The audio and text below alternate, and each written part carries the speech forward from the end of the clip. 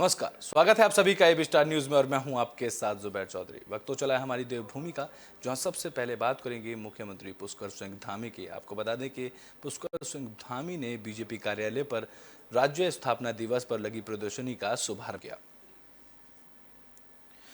मुख्यमंत्री पुष्कर सिंह धामी ने बीजेपी प्रदेश कार्यालय में राज्य स्थापना दिवस पर लगाई गई प्रदर्शनी का शुभारंभ किया, जिसके बाद मुख्यमंत्री पुष्कर सिंह धामी ने कहा कि राज्य स्थापना दिवस राज्य भर में एक पर्व की तरह मनाया जाता है। मुख्यमंत्री ने प्रदेशवासियों को राज्य स्थापना दिवस की शुभकामनाएं दी और बधाई दी। मुख्यमंत्री ने कहा कि पार्टी में प्रदेश कार्यालय पर लगी प्रदर्शनी राज्य के उन 22 सालों का संघर्ष और राज्य के लिए लड़े गए आंदोलन को दर्शाते हैं, जिसमें किस प्रकार से राज्य के शहीदों ने राज्य की माता बहनों से राज्य प्राप्ति के लिए संघर्ष किया था और राज्य प्राप्ति के बाद किस प्रकार से सरकार ने विकास के लिए काम किया है। देने पहुंचे हैं, किस तरह से उनके योगदान को आप देखते हैं? आज हमारे राज्य स्थापना के 22 साल पूरे हो गए हैं और 22 सालों में लगातार उत्तराखंड आगे बढ़ा है और इन हमारे शहीदों के शहादत के कारण से, आंदोलनकारियों के आंदोलन के कारण से, मातृशक्ति के संघर्षों के बल पर हमारा राज्य बना। मैं आज उत्तराखंड राज्य स्थापना दिवस के अवसर पर सभी शहीदों को, सभी आंदोलनकारियों को, मातृशक्ति को नमन करता हूं और यह भी संकल्प लेता हूं कि हमने वो संघर्ष देखा है, उस समय की वो पीड़ा देखी है जब आंदोलन चल रहा था राज्य प्राप्ति का। हमारे जो शहीद हैं, हमारे आंदोलनकारी हैं, हमारी मातृशक्ति है, उनके जो सपने हैं जो उस समय उन्होंने देखे थे, उन सपनों के अनुरूप उत्तराखंड राज्य को बनाने के लिए हम प्रतिबद्ध हैं, संकल्पबद्ध हैं। हम उस दिशा में काम करेंगे। यही मैं आज के अवसर पर अपनी श्रद्धांजलि देता हूं, उनको नमन करता हूं कि हम हर वर्ष उनका स्मरण इसीलिए करते हैं कि तो बुलेटिन में बात अब काशीपुर की कर लेते हैं, जहां सराफा कारोबारी रंगदारी मामले को लेकर एसपी से मिले। इस दौरान एसपी ने उनकी सुरक्षा को लेकर आश्वासन दिया। शहर के सराफा कारोबारी गैंगस्टर लॉरेंस बिश्नोई और गोल्डी बराड़ के नाम से रंगदारी मांगने और गोली मारने की धमकी देने के बाद 303 नॉट राइफल के साथ उपलब्ध कराई गई सुरक्षा को वापस करने एएसपी कार्यालय पहुंचे। उन्होंने 9 दिन बाद भी मामले का कोई सुराग नहीं लगने और लाइन में गनर उपलब्ध न कराने पर नाराजगी जताई। बता दें कि 1 नवंबर की शाम से मेन मार्केट में स्थित गुरु ज्वेलर्स के मालिक पुरुषोत्तम वर्मा और मेन बाजार में स्थित आनंद ज्वेलर्स के मालिक विवेक वर्मा और उनके साथ अशोक ज्वेलर्स के मालिक गौरव अग्रवाल के मोबाइल पर अंतर्राष्ट्रीय कॉल आई थी। कॉल करने वालों ने अपने को गैंगस्टर लॉरेंस बिश्नोई और गोल्डी बर्रार का आदमी बताया था। आरोप है कि गुरु ज्वेलर्स के मालिक से 50 लाख, आनंद ज्वेलर्स के मालिक से 30 लाख और अशोक ज्वेलर्स के मालिक से 50 लाख की रंगदारी मांगी गई थी। साथ ही रंगदारी ना देने पर उनको शूट करने की धमकी भी दी गई थी। पुलिस ने मुकदमा दर्ज करने के बाद 3 सराफा कारोबारियों को अस्थायी रूप से 303 राइफल के साथ सुरक्षा उपलब्ध कराकर जल्द ही लाइन के प्रॉपर गनर उपलब्ध कराने का आश्वासन दिया था। बता दें कि बुधवार को घटना के 9 दिन बाद भी गनर उपलब्ध न होने पर, आरोपियों का सुराग नहीं लगने पर आक्रोशित कारोबारी सुरक्षा वापस करने एएसपी कार्यालय पहुंच गए। उन्होंने कहा कि कोतवाली में पुलिस कर्मियों की कमी है। जो सुरक्षा कर्मी उन्हें उपलब्ध कराए गए हैं, उन्हें चौराहे पर या किसी और स्थान पर तैनात कर दिया जाए। उन्होंने आगे कहा कि धमकी जिन गैंगस्टरों के नाम से दी गई है, उनके पास अत्याधुनिक हथियार हैं। ऐसे में 303 राइफल से उनकी सुरक्षा कैसे होगी। जिसके बाद एसपी अभय सिंह ने कहा कि जल्द ही लाइन से गनर बुलाए जाएंगे। वहीं आरोपियों का सुराग ना लगने पर उन्होंने कहा कि उनकी सीमा समाप्त हो चुकी है, इसके लिए आगे एजेंसियों की मदद ली जा रही है। एसपी ने आश्वासन देने के बाद सराफा कारोबारियों की दी गई सुरक्षा कर्मियों के साथ वापस ले गए।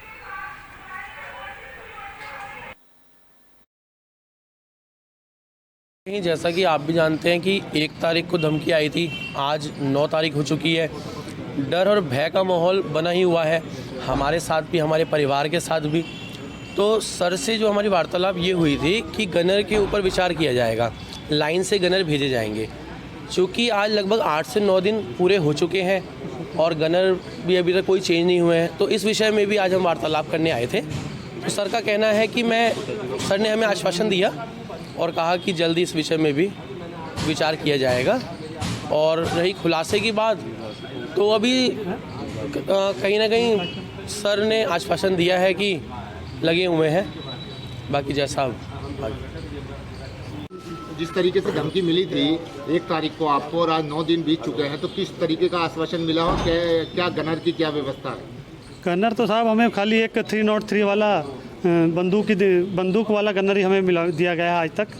और जैसे कि 2018 में मेरे भाई को पर इसी तरीके से एक नेपाल से धमकी आई थी और उसके बाद उन्हें शूट कर दिया गया 6-7 महीने बाद, जिससे कि अब मेरे पास और मेरे भांजे के पास इस तरीके की धमकी आई है। पुलिस को इसका संज्ञान देने के बावजूद भी आज 9 दिन हो गए हैं जिसका अभी तक कोई खुलासा नहीं किया गया है, ना ही हमें कोई प्रॉपर गनर दिया गया है। इस वजह से मेरे और मेरे परिवार के अंदर पूरा भय है और हम इस वजह से आके आज एडिशनल एसपी से मिले हैं, लेकिन अभी भी जो है हमें वही गनर वापसी देके आश्वासन देके वापसी भेजा जा रहा है। तो अब आगे की क्या रणनीति रहेगी आपकी? अभी तो सब इस केस के बारे में हमने पूछा कि कहाँ तक की स्थिति पहुँची है, तो वो एडिशनल साहब कहते हैं कि साहब इसके बारे में मैं आगे ज़्यादा नहीं बता सकता। 1 तारीख को जो है धमकी मिली थी और रंगदारी को लेकर के, तो आज 9 दिन बीत चुके हैं और किस तरीके का आप जो है एडिशनल साहब से मिले थे, किस तरीके का आश्वासन मिला और जो सिक्योरिटी गार्ड की बात हुई थी उसमें क्या आगे? आश्वासन सर ने दिया है, कह रहे हैं कि हमारी टीम लगी हुई है, आगे तक मामला चल रहा है और कह रहे हैं उम्मीद करते हैं कि वो जल्दी से जल्दी खोल देंगे केस को। कब तक खोलेंगे और क्या अब बात वही हुई उसकी आपकी? क्या वो बात तो हुई? कहते हैं ये तो हाइपोथेटिकल बात हो गई ना, कब तक तो जो है वो कह रहे हैं, पर हम लोग लगे हुए हैं और बहुत जल्द मतलब जो है और कोशिश है। सिक्योरिटी का क्या? सिक्योरिटी के लिए भी कह रहे हैं कि बात करते हैं आगे, एक बार अगर गन्नर चेंज होता है तो वो चेंज करके देंगे। सीबीआई को केस दिया हुआ है। वो तो बेफालतू की बात मत कर। व्यापार मंडल के लोग मिले, 1 तारीख को जो है उनको धमकी मिली थी, आज 9 तारीख है, 9 दिन बीत चुके हैं, अभी तक कोई प्रेस नज़र नहीं आई। कहना है आपका, तो क्या कहना है और क्या आश्वासन मिला है? देखिए, उस घटना के संबंध में तत्काल अभियोग पंजीकृत करके और जो पीड़ित व्यक्ति हैं उनको सुरक्षाकर्मी उपलब्ध कराया गया था। लगातार हमारी टीमें इसकी डिटेलिंग कर रही हैं कि ये जो कॉल आई थी ये किस जगह से आई थी। इसके अतिरिक्त भी उनके द्वारा कुछ समस्याएं उठाई गई हैं जिसके संबंध में उनको बताया गया है कि पुलिस पूरी तरीके से आपके साथ है। हम लगातार नियमित रूप से गश्त भी करा रहे हैं, हम वहाँ पे हमने अपने गनर भी दिए हुए हैं और जो ही इसमें जल्द से जल्द कार्रवाई में हमें सफलता मिलेगी इस संदर्भ में जो उनको अवगत कराया गया है। तो बुलेटिन में बात आप अल्मोड़ा की कर लेते हैं, जहां राज्य स्थापना दिवस के मौके पर धन सिंह रावत अल्मोड़ा पहुंचे। इस दौरान उन्होंने कहा कि 2025 तक उत्तराखंड टीबी मुक्त हो जाएगा। पूरे प्रदेश में उत्तराखंड राज्य स्थापना दिवस धूमधाम से मनाया जा रहा है। इस क्रम में अल्मोड़ा में भी राज्य स्थापना दिवस पर भव्य कार्यक्रम का आयोजन किया गया, जिसमें प्रदेश के कैबिनेट मंत्री और प्रभारी मंत्री डॉक्टर धन सिंह रावत ने सबसे पहले नगर से कलेक्ट्रेट से स्थित शटल सेवा को हरी झंडी दिखाकर रवाना किया, जिसके बाद शिखर तिराहे पर जनरल बीसी जोशी शहीद पार्क में शहीदों को श्रद्धांजलि अर्पित की गई। तो वहीं इसके बाद मंत्री ने जिला प्रशासन की ओर से कलेक्ट्रेट और में आयोजित कार्यक्रम में शिरकत की। इस मौके पर उन्होंने प्रदेशवासियों को बधाई देते हुए कहा कि आज 22 सालों में उत्तराखंड राज्य ने एक बड़ी प्रगति की है और उनकी सरकार की तरफ से IIT, एम्स शिक्षा के क्षेत्र में बड़े काम किए गए हैं और सरकार का लक्ष्य है कि 2025 तक उत्तराखंड को टीबी मुक्त करने के लक्ष्य के साथ प्रदेश लगातार प्रगति पर है।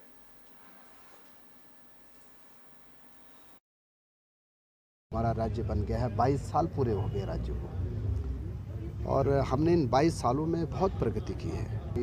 35 विश्वविद्यालय खुले हैं, लगभग 90 से ज़्यादा कॉलेज खुले हैं, हमारे राज्य में एम्स आया है, हमारे राज्य में IIT आए है, हमारे राज्य में NIT आए है, हमारे राज्य में बड़े बड़े संस्थान आए हैं। आज प्रत्येक गांव तक रोड ले जाने का भी लक्ष्य हमारी सरकार का है। तो मैं सरकार की ओर से भी सभी प्रदेशवासियों को जो है शुभकामनाएं दे रहा हूं कि आज हम राज्य का जो है 22वां राज्य स्थापना दिवस मना रहे हैं और हमारे मुख्यमंत्री जी ने और हमारी सरकार ने ये तय किया है कि जब हमारा राज्य 25 साल का हो जाएगा तो हम टीबी मुक्त उत्तराखंड बनाएंगे, नशा मुक्त उत्तराखंड बनाएंगे, स्वरोजगार के अवसर बढ़ाए जाएंगे। और आज मैं चूँकि अल्मोड़ा का प्रभारी मंत्री हूँ, आज मैं यहाँ आया हूँ। हमारे जिला प्रशासन के द्वारा और सरकार के द्वारा नगर बस सेवा शुरू की गई है। मैं अपनी ओर से सबको, यहाँ के नगर पालिका अध्यक्ष जी मेरे साथ में माननीय विधायक जी हैं, पार्टी के सभी लोग हैं, हमारे पूर्व विधानसभा के उपाध्यक्ष हैं, सबको अपनी ओर से भी बधाई दे रहा हूँ। तो बुलेटिन में बात खटीमा की कर लेते हैं, जहां पर्यटन राज्य मंत्री अजय भट्ट एक दिवसीय दौरे पर खटीमा पहुंचे। इस दौरान बीजेपी कार्यकर्ताओं ने उनका जोरदार स्वागत किया। उधम सिंह नगर के सीमांत खटीमा में 22वें राज्य स्थापना दिवस पर अपने प्रस्तावित कार्यक्रम के अनुसार केंद्रीय रक्षा और पर्यटन राज्य मंत्री अजय भट्ट अपने एक दिवसीय दौरे पर खटीमा पहुंचे, जहां बीजेपी कार्यकर्ता और समर्थकों ने उनका भव्य स्वागत किया। वहीं कैबिनेट मंत्री अजय भट्ट ने सबसे पहले खटीमा के शहीद स्मारक स्थल पर आयोजित कार्यक्रम में पहुंचकर उत्तराखंड राज्य आंदोलन में अपनी कुर्बानी देने वाले शहीदों को नमन किया और उनकी प्रतिमाओं पर पुष्प अर्पित करते हुए श्रद्धांजलि दी। आपको बता दें कि 9 नवंबर 2000 को उत्तराखंड राज्य का गठन हुआ था।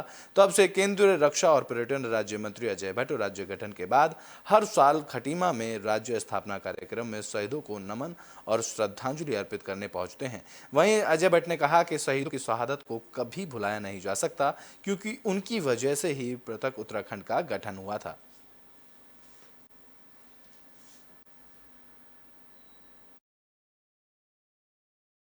हम अपनी शहीदों की शहादत को कभी भूल ही नहीं सकते। इन्हीं की वजह से आज हम पृथक राज्य के नागरिक हैं। यहाँ की भौगोलिक परिस्थितियाँ ऐसी थी कि विकास कोसों दूर हमसे था और कई अधिकारी उस समय इसलिए भेजे जाते थे, उनको पनिशमेंट मिलता था, डराया जाता था कि आपको उत्तराखंड विकास रुका हुआ था। आर्थिक स्थिति तो बहुत अच्छी थी नहीं, कनेक्टिविटी नहीं थी, बिजली नहीं था, पानी नहीं थी। तो आज जब से राज्य बना है, अभी करना तो बहुत कुछ है हमको। मैं ये नहीं कहता हूँ कि हमने पूर्णता प्राप्त कर ली है, लेकिन बहुत तीव्र गति से हम उन उद्देश्यों की ओर बढ़े हैं जो हमारे शहीदों ने जिनका पीड़ा उठाया था, जिनके कारण अपनी शहादत दी है। इसलिए सबसे पहले आज मैं शहीद स्थल पर नमन करने के लिए आया हूँ कि आपका आशीर्वाद हमको मिलता रहे, हमको सद्बुद्धि आए, हम कभी अपने मार्ग से डिगे नहीं और जिस वजह से आपने अपनी शहादत दी है उस लक्ष्य को हम पूरा कर सकें, हमारी सरकारें ये सोच चल सकें और चलती रहें। तो बुलेटिन में बात काशीपुर की कर लेते हैं, जहां राज्य स्थापना दिवस के मौके पर त्रिवेंद्र सिंह रावत काशीपुर पहुंचे। इस दौरान कार्यकर्ताओं ने उनका भव्य स्वागत किया। राज्य स्थापना दिवस के मौके पर पूर्व मुख्यमंत्री त्रिवेंद्र सिंह रावत काशीपुर पहुंचे, जहां गिरिताल रोड पर स्थित बीजेपी कार्यकर्ता दीपक मेहता के निवास पर उनका स्वागत किया गया।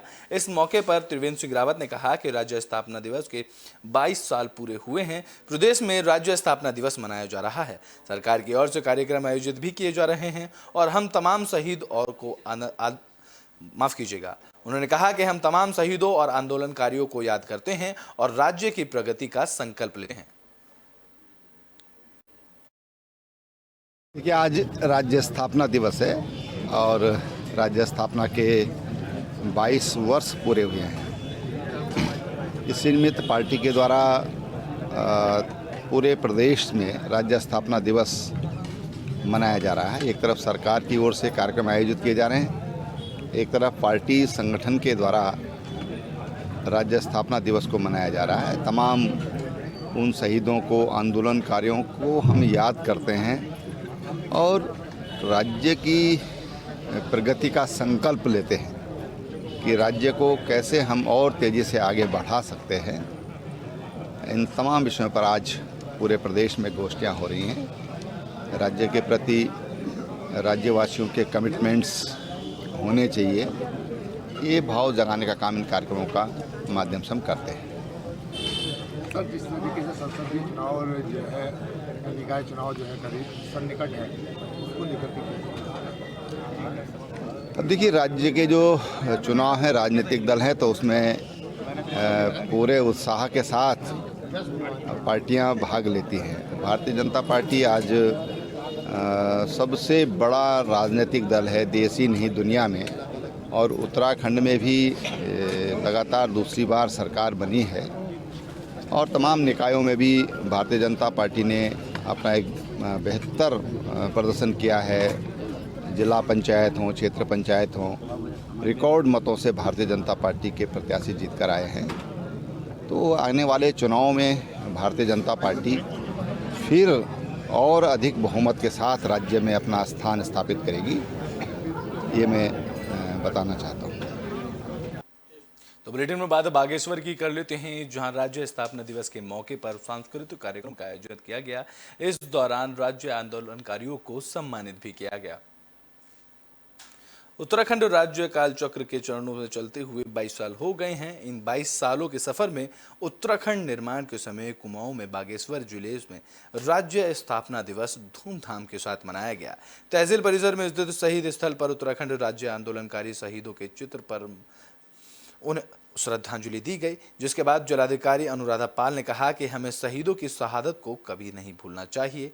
उनके सपनों को पूरा करना हम सभी का दायित्व है। इसके साथ ही रंगारंग कार्यक्रम आयोजित किए गए। इससे पहले सुबह प्रभात फेरी निकाली गई, जिसमें विकास पुस्तिका के विमोचन भी किया गया।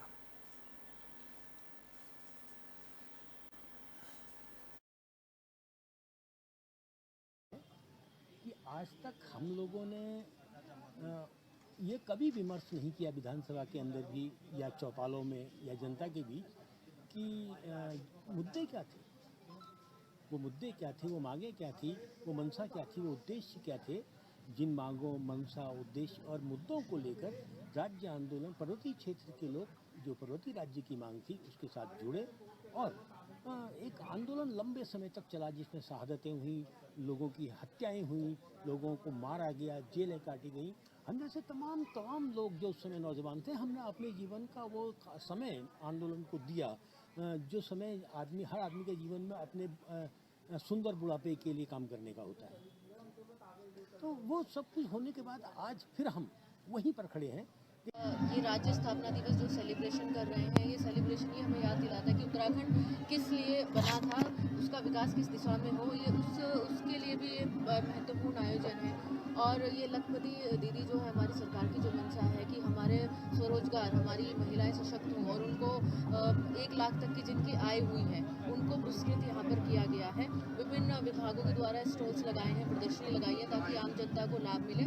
और यहाँ जितने भी हमारे राज्य आंदोलनकारी थे उनको सम्मानित किया गया है और स्कूल के बच्चों का प्रस्तुति हुई है। तो ये सबको एक सिंबॉलिक है कि ताकि हम राज्य के विकास में प्रत्येक नागरिक, प्रत्येक लोग यहाँ का उसमें अपना योग। तो बुलेटिन बाद पौड़ी की कर लेते हैं, जहां राज्य स्थापना दिवस बड़ी धूमधाम से मनाया गया। तो वहीं इस दौरान लखपति दीदी समूह की महिलाओं को सम्मानित किया गया। बता दें कि पौड़ी जिला मुख्यालय में राज्य स्थापना दिवस बड़ी धूमधाम से मनाया गया, जहां प्रभारी मंत्री चंदन रामदास ने राष्ट्रीय ध्वज फहराकर सभी प्रदेशवासियों को राज्य स्थापना दिवस की शुभकामनाएं दी। इस मौके पर उन्होंने लखपति दीदी की समूह की महिलाओं को सम्मानित किया। साथ ही प्रधानमंत्री आवास योजना के लाभार्थियों को चेक और भवन की चाबी भेंट की। शहर के रामलीला मैदान में आयोजित कार्यक्रम में बतौर अतिथि प्रभारी मंत्री चंदन रामदास पहुंचे, जहां राज्य आंदोलन में शहीदों को ने नमन करते हुए उन्होंने शहादत को याद किया। उन्होंने कहा कि प्रदेश सरकार आज शहीदों के सपनों के अनुसार ही राज्य का विकास कर रही है। उन्होंने आगे कहा कि प्रदेश सरकार ने गरीबों को निर्धनों के लिए कई कल्याणकारी योजनाओं का श्रीगणेश किया है। कार्यक्रम में प्रभारी मंत्री ने प्रधानमंत्री आवास योजना के तहत 10 लाभार्थियों को 5-5 हज़ार की सहायता राशि के चेक प्रदान किए। साथ ही लखपति दीदी योजना के तहत पौड़ी, पाबो, कोट और थालीसेंट ब्लॉक में 20वें सहायता समूह को सम्मानित किया गया।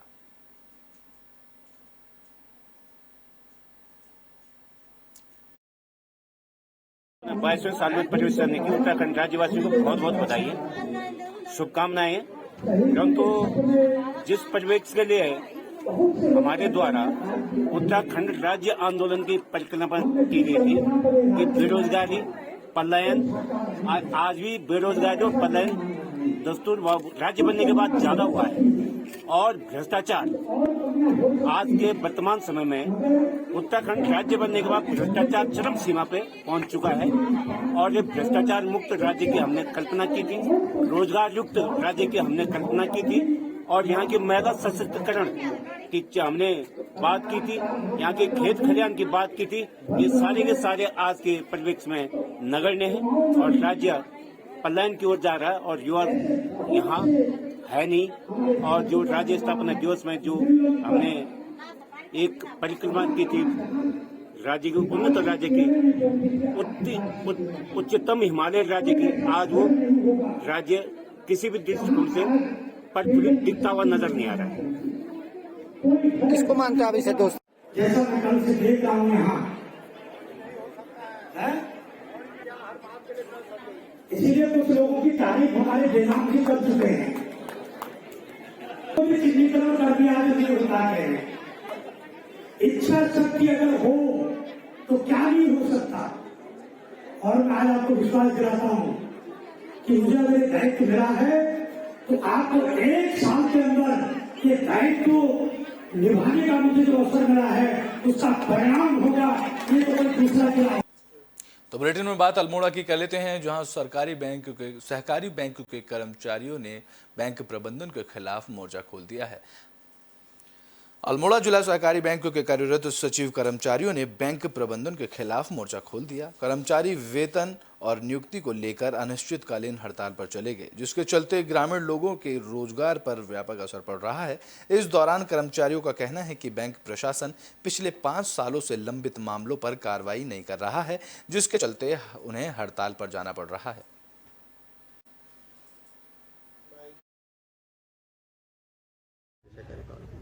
सर, हमारे मुख्य 3 बिंदु हैं। एक वेतन विसंगति का था, उसका एरियर का भुगतान नहीं हुआ था। दूसरा 7वें वेतनमान का एरियर का भुगतान नहीं हुआ था। तीसरा, हमारे भाई 13 लोग हैं प्रतिनियुक्ति सचिव जिनकी परीक्षा काल 2 साल की थी। आज इन्होंने लटकाते लटकाते उसको 5 साल में चले गए और उनको बुलेटिन में बात विकास नगर की कर लेते हैं, जहां प्राचीन गणेश मंदिर का मेन गेट तोड़ने पर संतों ने रोष जताया है। इस दौरान विकासनगर प्राचीन गणेश मंदिर कैनाल बाईपास रोड का मेन गेट तोड़ने का मामला गर्माता नजर आ रहा है, जहां विपुल जैन नाम के व्यक्ति ने गेट तोड़ दिया था। इसको लेकर साधु सन्यासियों में काफी रोष है, जहां निरंजनी अखाड़ा के महंत दिनेश गिरी और प्रयागराज से आए महंत ने मीडिया से बात की और कहा कि अगर आरोपी ने 2 दिन के अंदर मंदिर का गेट नहीं लगाया तो सभी साधु मुख्यमंत्री के पास शिकायत लेकर पहुंचेंगे। इसी के साथ ही साधुओं ने यह भी कहा कि वह इस तरह से मंदिरों पर कब्जा नहीं होने देंगे। मंदिरों पर केवल साधुओं का अधिकार है।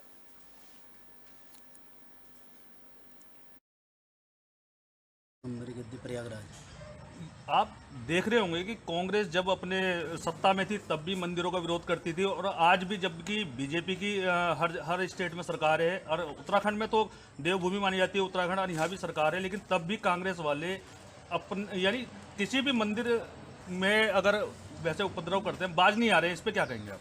देखिए, सबसे पहली बात तो ये किसी भी पार्टी के हो, मंदिरों में जो अधिकार है ये संतों का है, ब्राह्मणों का है, और जो ये इतनी प्राचीन स्थान है, इन स्थानों में किसी को भी छेड़छाड़ करने का कोई अधिकार नहीं। सबसे बड़ी बात तो मैं इस बात के पहले घोर निंदा करता हूँ, ये किस अधिकार से ये हमारे मंदिरों के दरवाज़ों को तोड़ रहे हैं। ये बात को लेकर मैं मुख्यमंत्री तक स्वयं जाऊंगा। अगर हमको लगता है कि इस तरह की बातें ये स्पष्ट नहीं दे रहे हमको, या प्रशासन यहाँ साथ नहीं दे रहा महात्मा को, कोई आगंतुक कोई साधु रह रहा है, आप इनके स्थानों में रात्रि को आ रहे हैं, महात्मा से मिलिए, बैठिए, विचार करिए इन विषयों पे कि भाई आप किसी मंदिर में किसी दरवाजे को, द्वार को तोड़ना मतलब कहाँ का न्याय है ये? किसी भी मंदिर में हमारे यहाँ नियम होता है कि प्रातः हम परमात्मा को उठाते हैं, शाम को शयन कराते। तो बुलेटिन के आखिरी में बात अल्मोड़ा की कर लेते हैं, जहां पुलिस को बड़ी कामयाबी हाथ लगी है। पुलिस ने भारी मात्रा में अवैध शराब बरामद की है, तो वहीं इस मामले को लेकर 2 आरोपियों को गिरफ्तार कर लिया है। बता दें कि अल्मोड़ा पुलिस के हाथ बड़ी कामयाबी लगी है। पुलिस ने चेकिंग अभियान के दौरान हरियाणा मार्ग वाहन से भारी मात्रा में अवैध शराब बरामद की है। पुलिस ने 258 बोतल अवैध विदेशी शराब के साथ 2 लोगों को गिरफ्तार किया है। इस मौके पर एक कार भी बरामद की गई है, जहां वरिष्ठ पुलिस अधीक्षक प्रदीप राय ने बताया कि जिले में नशे के खिलाफ लगातार अभियान चलाया जा रहा है। जहां पकड़े गए दोनों आरोपी नई दिल्ली और दूसरा आरोपी सोनीपत हरियाणा का रहने वाला है। दोनों आरोपियों के खिलाफ आबकारी अधिनियम के तहत कार्रवाई कर जेल भेज दिया गया है।